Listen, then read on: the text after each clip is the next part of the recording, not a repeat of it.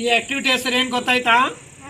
Science travel with planets. ಅಂದರೆ ಯಾವ ಗ್ರಹದ ವಿಶೇಷತೆಗಳು ಏನದಾವ ಅಂತ ತಿಳಿದು ನಾವು ಈ ಮ್ಯಾಥ್ಸ್ ಆಫ್ ಫಾಲೋಯಿಂಗ್ ಆಕ್ಟಿವಿಟಿಯಿಂದ ತಿಳ್ಕೊಳ್ಳೋಣ.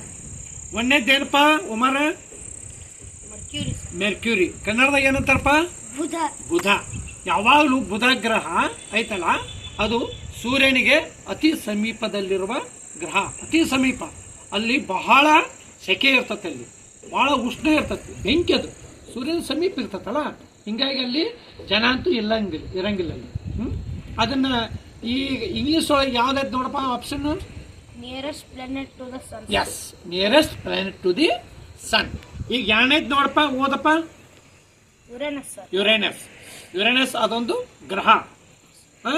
ಯುರೇನಸ್ ಒಂದು ಗ್ರಹ. ಅದರಲ್ಲಿ ಯಾವ್ದೈತ್ ನೋಡಪ್ಪ, ಓದು ನೋಡೋಣ. Very cold planet.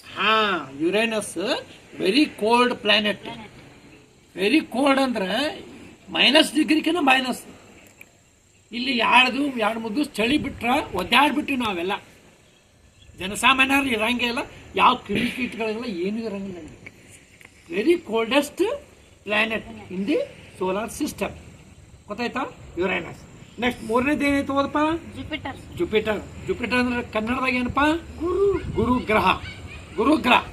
ಈಗ ನಮ್ಮ ಭೂಮಿಯನ್ನು ಬಿಟ್ಟರೆ ಅತಿ ದೊಡ್ಡದಂತ ಗ್ರಹ ಯಾವ್ದಪ್ಪ ಅಂದ್ರೆ ಸೋಲಾರ್ ಸಿಸ್ಟಮ್ದೊಳಗ ಯಾವುದು? ಗುರು. ಅಲ್ಲಿ ಇಂಗ್ಲಿಷ್ ಆಗಿ ಯಾವ್ದೈತೆ ನೋಡಪ್ಪ option? Second largest planet in the solar system, Jupiter. Okay. ನಾಲ್ಕನೇದು ನೋಡಪ್ಪ ಯಾವ್ದೈತಿ? ನೆಪ್ಚೂನ್. ನೆಪ್ಚೂನ್ ಗ್ರಹ. ನೆಪ್ಚೂನ್ ಕನ್ನಡದಾಗ ಅರ್ಥನು ನೆಪ್ಚೂನ್. ಅದರ ನಾಲ್ಕನೇ ಆಪ್ಷನ್ ಯಾವ್ದೈತಿ ನೋಡಪ್ಪ? Fastest spinning planet.